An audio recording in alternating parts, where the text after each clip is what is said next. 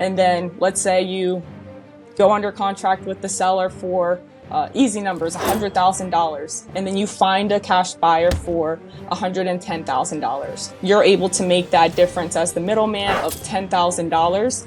So that's basically wholesaling, finding super cheap discounted properties and being able to sell them at a high price, not as a real estate agent, but as a wholesaler. So you're not acting as an agent, you're acting as a just a middleman, wholesaler.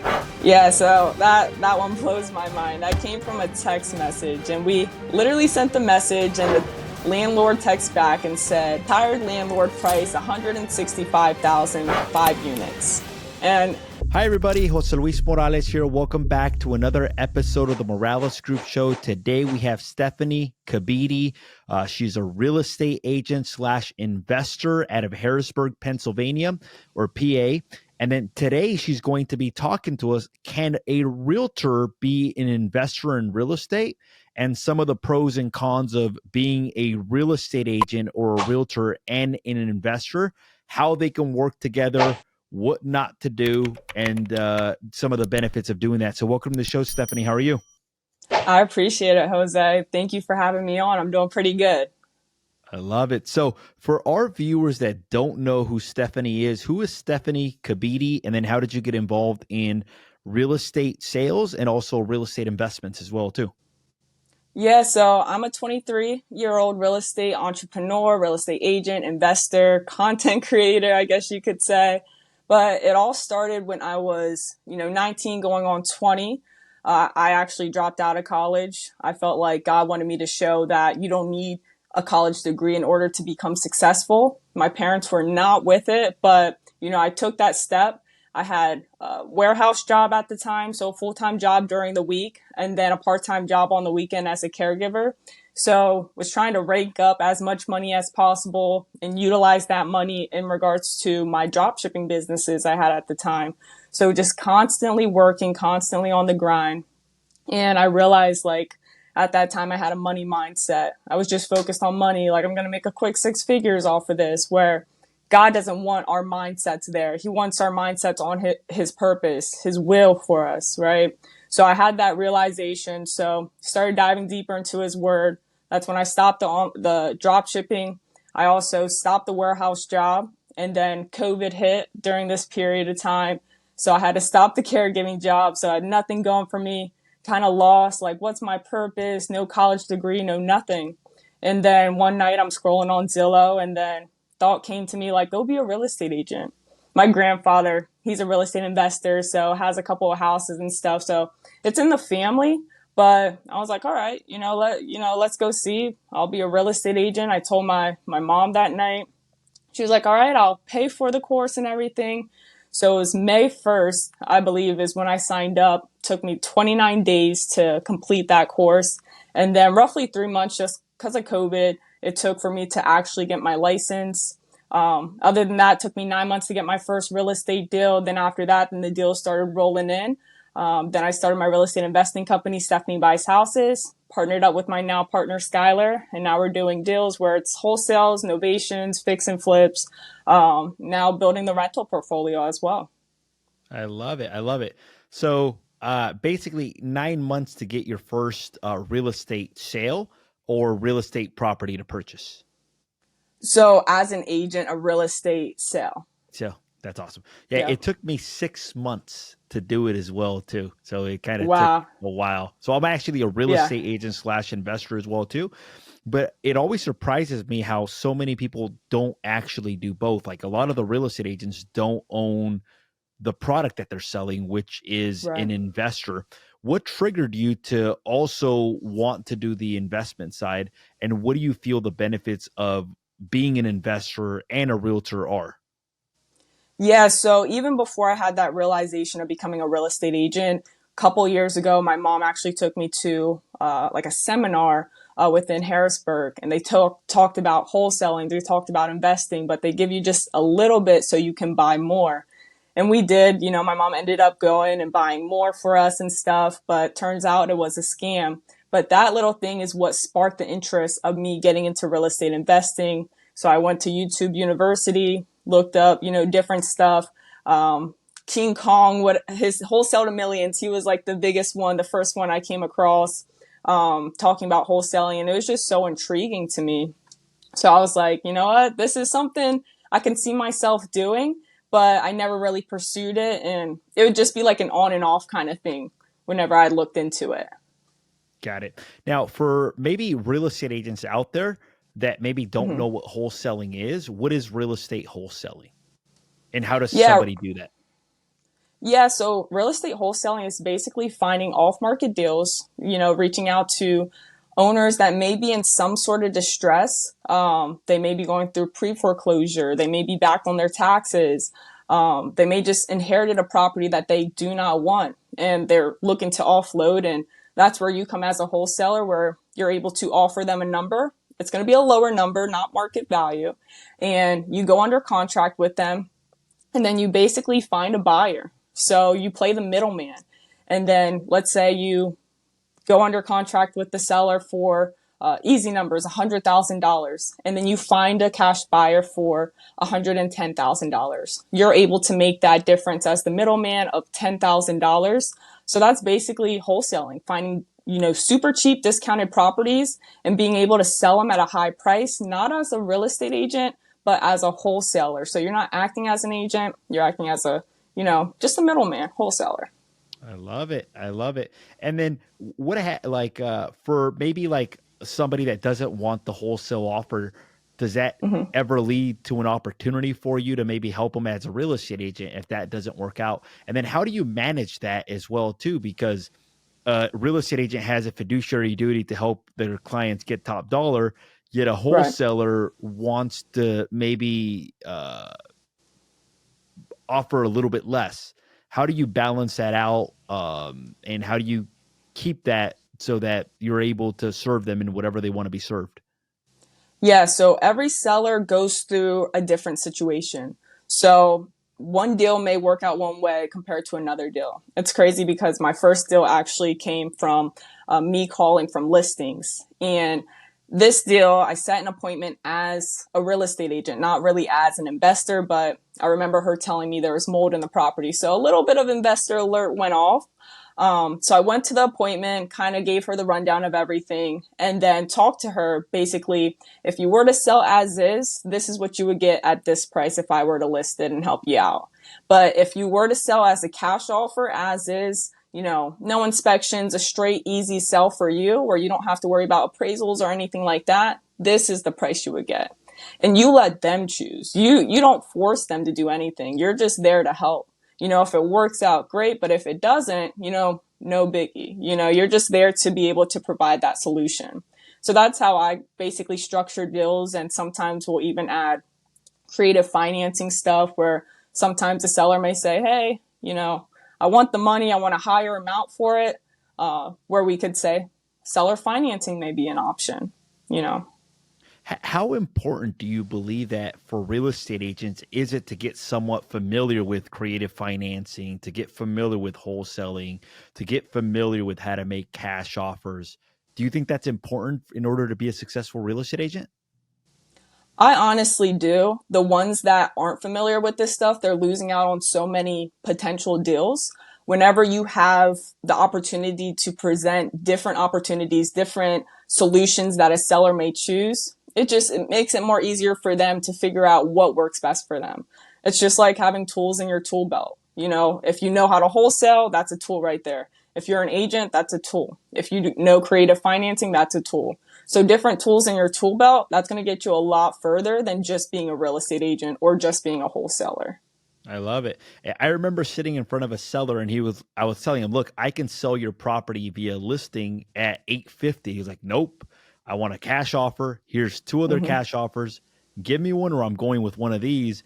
And the cash offer was substantially less than what I knew I can get him in the open market, but he wanted the cash offer and he Yep. was okay with leaving some money on the table. Had I not known that, I would have left money on the table right there and I would have not been able to help them in that specific situation.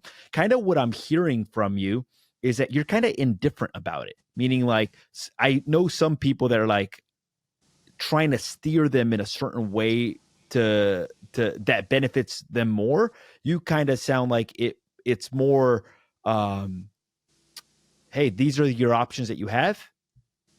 Select one, and whichever one you select, I'm okay with it, basically.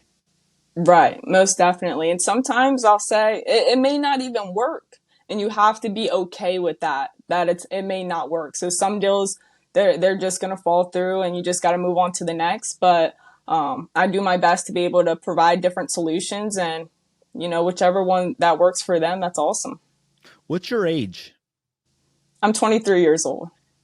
You have this business maturity that is a little bit wiser than 23. Who did you acquire this from? I don't know. I just feel like I'm a big networker, so like I reach out to a lot of people. My mentor, I he actually found me from social media, so I'm super thankful for him. That was last year, and he really helped me grow within the business aspect of things. I know we talked about Rob Neilinger. I've been, connected with him, and he's been helping me a lot within the real estate aspect of things, and a lot of people within Central PA. The top investors. I'm just networking, and networking is like the biggest thing. So I definitely recommend that. I'd probably just give it to networking. I love it. I love it. Good. Okay. And this is kind of what I tell real estate agents. And I started telling them this as a more recently. I'm like, look, wholesalers and real estate agents have the same target market. Like, meaning, Hmm. like, if you want to be a top wholesaler, you got to really get really good at finding motivated sellers. If you want to be Right. a top real estate agent, you want to get really good at finding motivated sellers, because motivated sellers are willing to either come on the market, or you can grow a large listing inventory. It's almost like the same target market. So if somebody wanted to find motivated sellers, what's the best way to do that? I know that it's different lists. What list would work best? Is it phone calls? Is it text messages? Do you make the phone calls yourself? Do you send out text messages? What's the best way to start getting seller leads coming in? Yeah, so I'll say the best thing for us is actually probate. So people that have recently passed away and a family member acquires the property. That's been really good, sending out mailers for that. We also, do cold calling and text message marketing, which has also been really good. You want to make sure you're able to utilize as many marketing channels as possible. Also on social media, making sure we're posting consistently on there so people know that we are buying houses, and not just houses, but also land, multifamily houses, homes as well. So we try to be in every little aspect of things, but a great way to get lists that we like to utilize is PropStream. We also like to utilize Direct Skip. Those are, have been great for us. And then for skip tracing, we utilize Direct Skip as well, and basically cold calling. So we have a cold caller. I also cold call. My business partner cold calls. Cold calling is like a main thing in our business. I post a lot of videos about cold calling. So I would say if you want to get the deals, be on the phone. I love it. Talk to people, basically. Yeah. Yeah. Dude, and this is a question for like maybe younger people. Do you ever get like, Mhm. you buy houses for cash? Like, you're so young. Like, how could you buy houses for cash? Does that ever come up? And then how do you handle something like that? Um, Not really too much as you would think. There's this one time I think someone asked me like how old I was, and then I would say how old do you think I am? What make it a little game for them.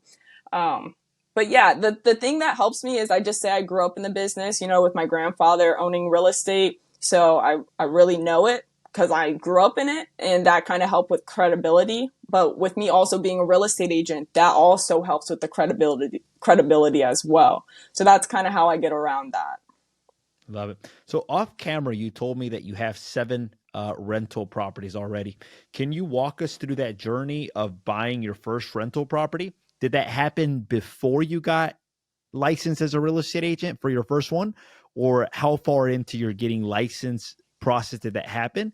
And then Mhm. what did that first deal look like?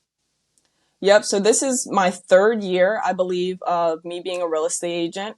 Um, and Congrats. we literally, thank you. And I literally just got the 2 units May 26th of this year. Hmm. So took some time, but you just got to keep going. And then after we got the 2 units, then we got 5 units, and that happened 17 days later. I love it. And then what was the source for the first 2 units? And then how did you finance those as well too? Yep. So for the first 2 units, that came from a cold call. And then for financing, we used private financing. I love it. I love it. Good. And then what about for the 5 units? Yeah, so that one blows my mind. That came from a text message, and we literally sent the message, and the landlord texts back and said, "Tired landlord price 165,000, 5 units." And for all of us investors out there, we know, like, who says tired landlord if they're not an, investor wholesaling, stuff like that. So I thought this guy was joking, but we scheduled the appointment. I went on the appointment, and then turns out he was serious. But yeah, it came from texting. And then that is also private financing. Got it. And when you say private financing, what does that mean? So that's a private lender. There's hard money, and then there's, private money. So basically, with the private money lender, he did go through like our credit and everything like that, but super easy process. Um, we literally just send pictures of the rehab as it's getting completed for like the draws and stuff like that. But private lending makes it a lot easier. Hard money is also great. We utilized that on my first fix and flip. It was like 10% interest, I believe. And then we had like 1 or 2 points, which they just focus on the deal, right? But it just all depends on the lender. And did the private money lender finance 100% of the deal, or and if so, how were you able to get them to do that? So they did do 100%. And it's crazy because that was our first time using them. Sometimes they won't do 100% because they want to build that, relationship with you even more. But we were able to get 100%. And the way I do it is like, I want them to see that I'm organized. If you're going to a lender and they don't see that you have your numbers together, that you know your after repair value, that you know the rehab budget, that you got quotes, different stuff like that, you want to show that you're prepared and ready to move forward if they do give you the money to purchase the property. So I made sure I wrote everything out, told them the timeline of how long it will possibly take, so on and so forth. Got it. That's so awesome.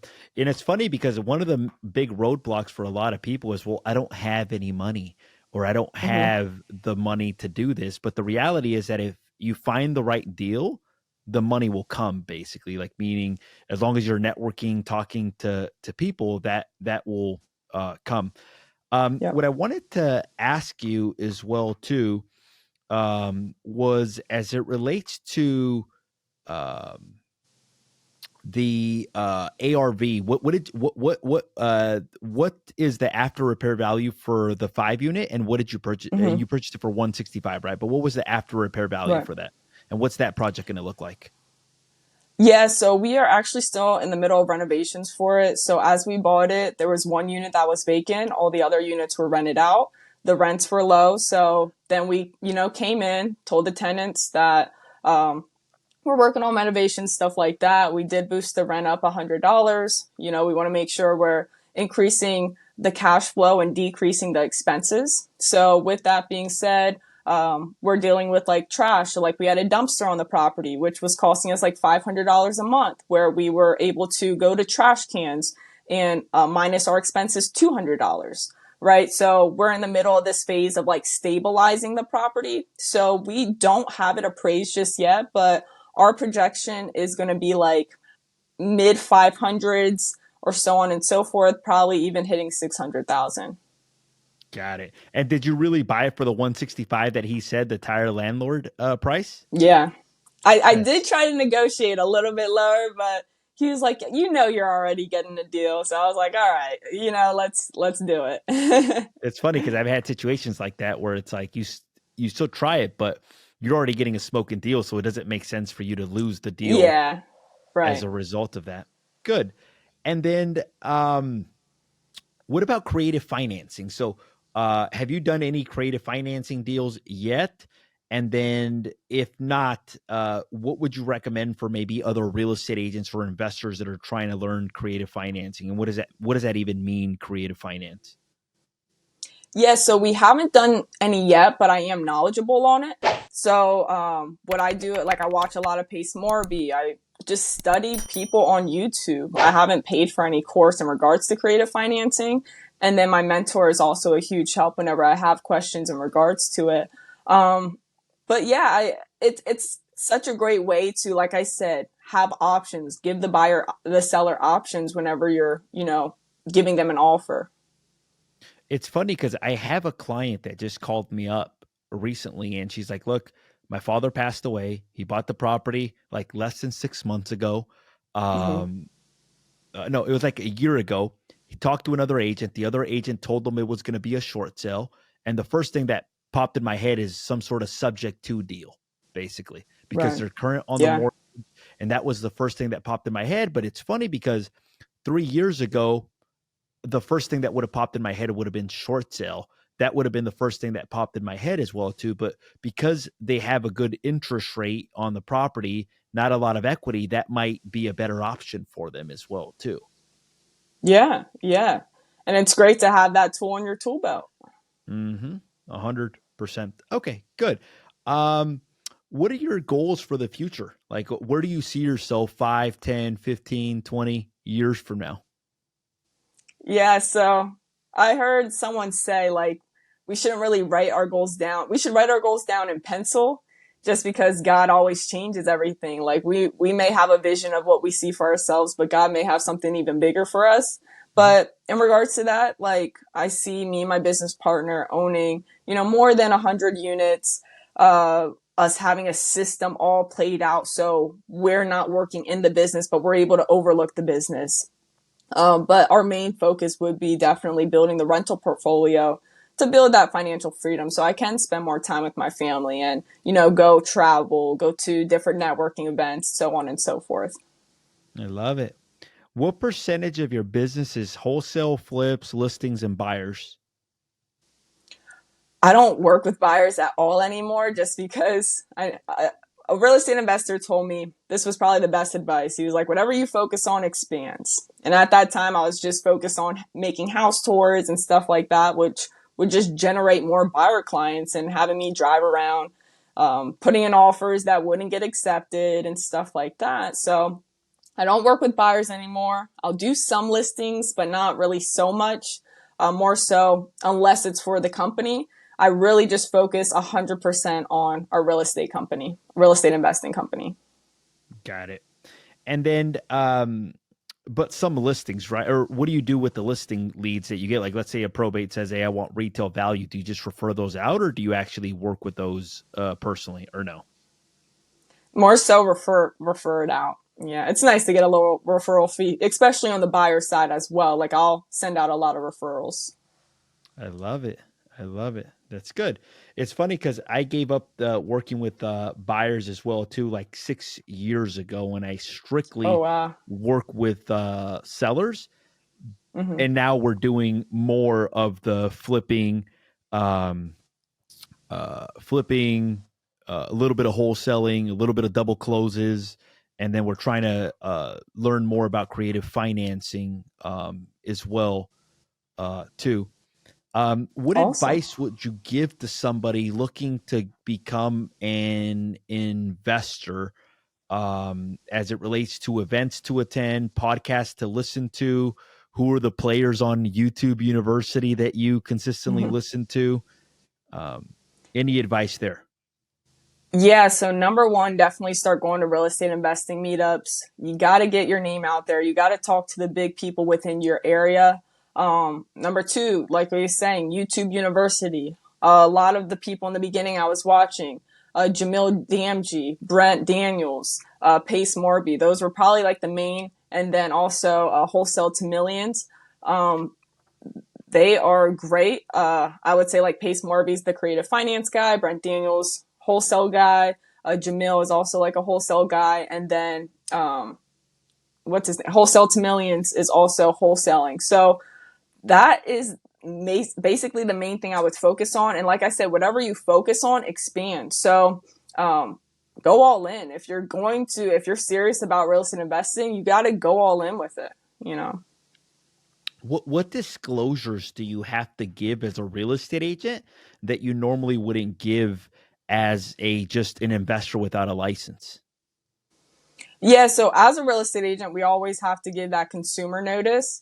But as a real estate, like whenever I'm going to a seller and I want to, let's say, buy the property, I have to tell them that I am a real estate agent, but I'm not acting as an agent in this transaction.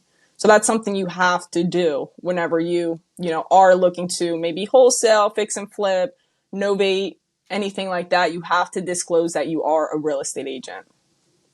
Got it. Okay. And then did your company at any point have they had a problem with you being a real estate investor as well as a real estate agent?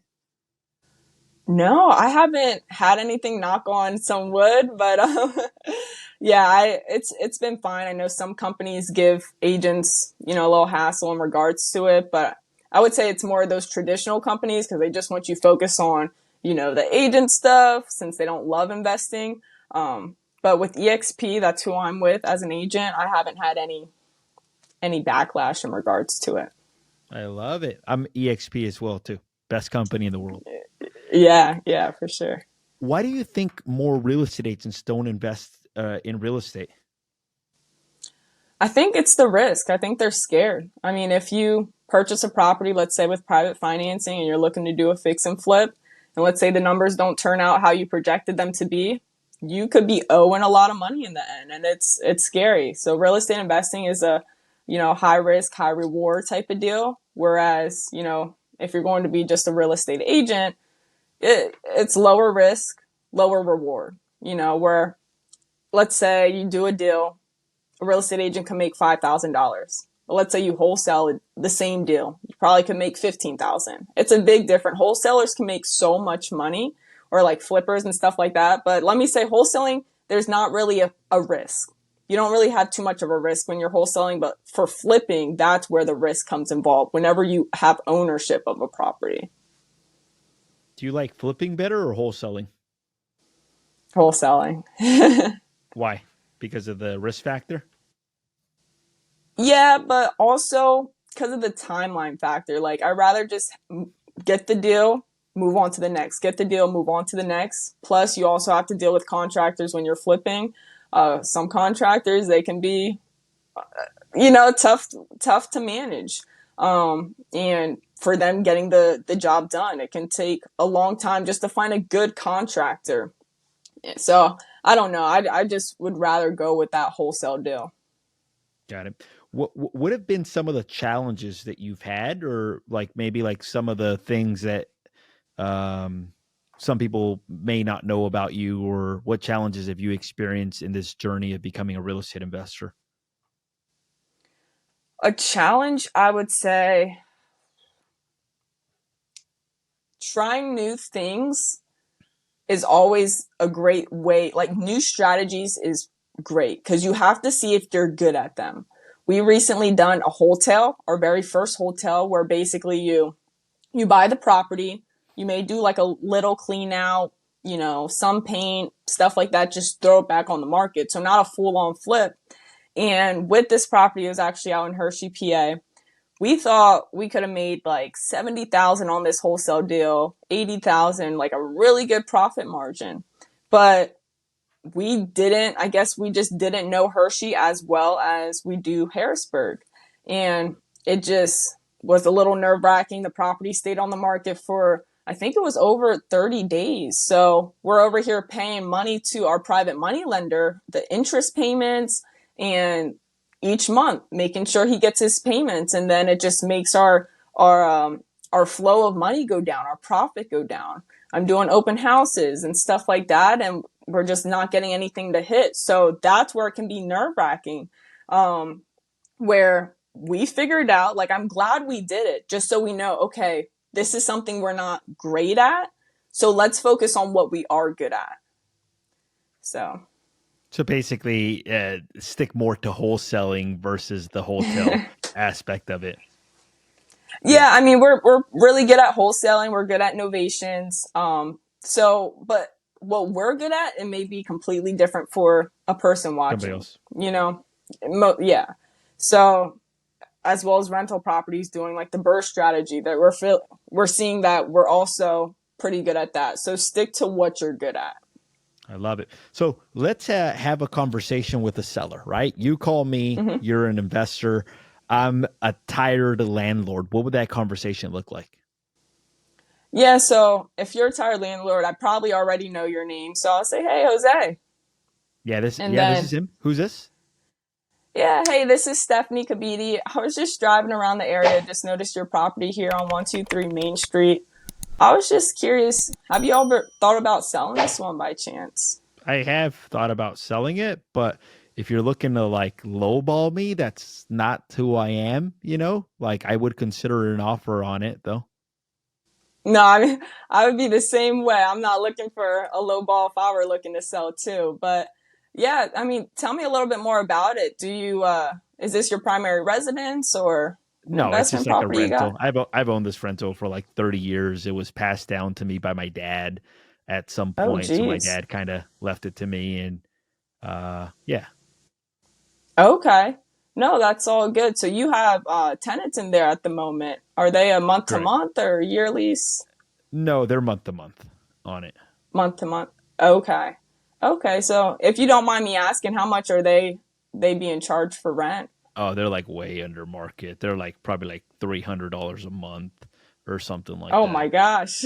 Yeah, they've Yeah. actually been there for uh back when my dad was the owner as well. Okay. So I see. I gotcha.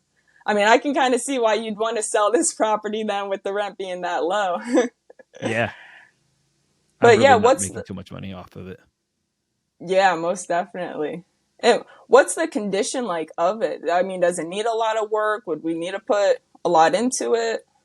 No, I'd say it's okay. It's not like fully renovated, but we have kept Okay. it up. But it's not like a complete gut job or anything like that. Yeah, because like I said, I was just around the area and I saw it, so I figured I give you a call. But I mean, with you saying it only needs this much work, and if you were to just increase the rent, let's say you put it for 600 and get new tenants in there, have you thought about just keeping it and doing that? I wouldn't want to be honest. I'm kind of at a stage in my life where I want to simplify life a little bit. Mm-hmm. I am at a stage in life where $300 is not going to change my life. At the same time, Right. if I can put that money in the bank, I think it would just make my life a lot simpler. Okay. No, I definitely understand where you're coming from. Let me ask you this: are you available by chance tomorrow around 4 o'clock for us to view the property? The thing is, I wouldn't want to disturb the tenants at all. So, like, Mm-hmm. if you made me an offer, kind of just sight unseen, like subject to inspection, I would consider that. Right. And then at that point, if I somewhat like the range that you're offering, then I would give you access to the property. At this point, I just wouldn't want to disturb the tenants. You know, like I don't want them to kind of get weird on me and kind of say, "Hey, look, why is this guy bringing people around?" You know. Yeah, no, I definitely understand where you're coming from. Did you by chance have a price in mind or a price range? Well, I was kind of hoping that you would kind of make me an offer, you know, like without me telling you. I do have a number in mind, but if possible, I'd like to keep that just uh confidential right now, just to kind of hear Yeah. what you have to say about the price.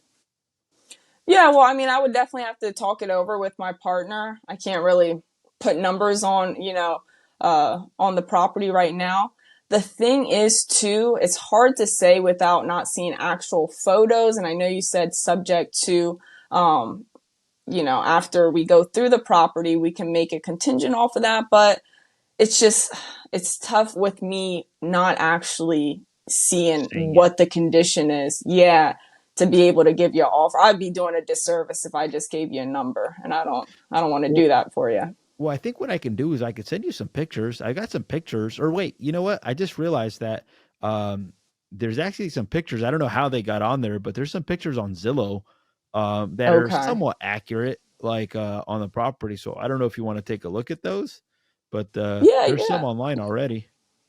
let me pull them up right now and take a look, and let me just see here and go through them. So I see that it does look like it may need a new roof. Do you know when the last time you repaired the roof? Um, Probably like 20 years ago. So I would Okay. agree with that. It's probably is time for a new roof. Okay. Okay. So no, that's not a problem because we purchase as is properties all the time. So, it's pretty simple for us. But the hot water heater here, it's looking fairly new. Did you just put a new one in? Oh yeah. Yeah, we did. Okay. Awesome. Awesome. Makes it easier for us. I mean, by the way this property is looking here, and with everything in place, I can't give you a definite number because like I said, I have to talk it over with my partner, but um, we may be in the price range of 80,000. I mean, where would you be at in regards to that? Maybe I can talk to him and see if we can make something happen for you. Yeah, I was actually thinking like 120. 120. Yeah. Okay. Well, let me see with him because I want to make this work for you. He's the numbers guy, so I don't do too much on that side. But let me talk to him, and then let me give you a call in about 15 minutes or so. Would that work for Yeah. you? That would work for me. Yeah. All right, Cool. sounds good. Well, I'll be in touch. I love it. So what I Hmm. appreciate about you is you've got a very calm demeanor and you've got a way to make people feel comfortable as well too. Meaning like it's very Thank you. calm, you repeat and approve well, so it's awesome. I You said in appreciate it. that script, you said I drove by the property. Does that mean that you do driving for dollars as well too? We do drive him for dollars, but I don't always drive by the property. But that's just an easy way just to know like you're a local person, which Oh, we got it. do deals within our backyard. Like we are not really virtual. I love it. I love it. Good. Anything else, Stephanie, that you think would be helpful to maybe somebody watching this? Maybe they're a new licensee and they're like, man, like, should I be a realtor? Should I be an investor? Like, what should I do? Hmm. Any advice that you think would be helpful? And then after that, if somebody wanted to maybe connect with you, what would be the best way for them to do that as well? Yeah, so what I would say is focus on your goals and then work backwards from that. So if your goal is in the future to have rental units, okay, work backwards from that. You being a real estate agent may take a longer time for you to be able to acquire money to get rental units. But if you're a real estate investor, you're going to get there a lot faster, right? So work backwards, I would say. And like I said, whatever you focus on expands. So just focus on what you want in life and it's going to expand, right? So those are the main things I would say. I also don't get discouraged. I noticed in, I would say like my third month of me being a real estate agent, I was like, doesn't seem like it's working. I'm making all these calls. Nothing seems to be happening. I got nothing under contract. I would just be so bad on myself where if you just see, like, there's the light at the end of the tunnel. So you just have to keep pushing. You just got to keep pushing. And if it took me 9 months to be able to continue to push and get my first deal, you can definitely do it, right? You just have to make sure you're putting in that work. If you're not putting any action behind it, then it's not going to happen. But that's basically what I would say in regards to advice. And I'm on social media on Instagram, YouTube, Facebook, TikTok. They're all the same handle as Stefanie Kebede. Awesome. Well, I appreciate you coming on the show, Stephanie. I've enjoyed this interview. Mm-hmm. For our viewers out there, I hope that you guys enjoyed this interview as well too. Today we had Stefanie Kebede. She talked about being a real estate agent and investor at the same time, gave some pros and cons. I personally think that these two go hand in hand. That you can, the better of an investor you are, the better your real estate business can thrive as well too. So I appreciate you coming on the show. For our viewers, if you've enjoyed this interview, make sure to hit that subscribe button. If you feel that this interview would be helpful, make sure to hit that share button, send it to a friend. Thanks again, Stefanie. And until next time for everybody else.